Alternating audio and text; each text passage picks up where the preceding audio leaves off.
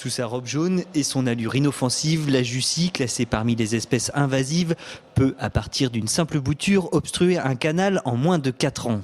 Apparue en 1991 en Vendée, dans les Deux-Sèvres et en Charente-Maritime, cette plante aquatique fait l'objet de toutes les attentions, notamment dans le canton de Maillezais, où 10 communes sont déjà touchées.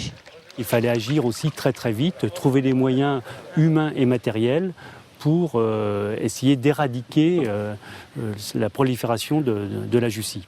C'est l'institution interdépartementale du bassin de la Sèvre niortaise qui a en charge de maîtriser l'extension de la Jussie. Un travail minutieux qui doit prendre en compte la fragilité du milieu. C'est vraiment de l'arrachage à la main, à partir d'embarcations.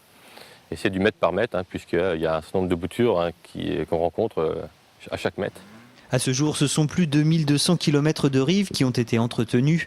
Mais pour les sites les plus fortement touchés, la méthode est différente, mais pas moins délicate. On utilise des interventions mécaniques préalablement à la finition manuelle, soit notre bateau avec notre grue, soit un camion équipé d'une grue et une pince à végétaux spécifique. Et derrière, il y a toujours une finition manuelle, l'objectif étant de ramasser tous les fragments qui sont produits par ces moyens matériels et toutes ces boutures. Il faut savoir que le bouturage est le moyen de reproduction le plus courant. L'entretien doit donc être fait 2 fois par an, entre mai et novembre. Une opération d'un coût de 230 000 € nécessaire pour la sauvegarde de la biodiversité. Vous savez que le Marais Poitevin est un haut lieu du tourisme en Vendée. Si on n'intervient pas, les voies d'eau se ferment.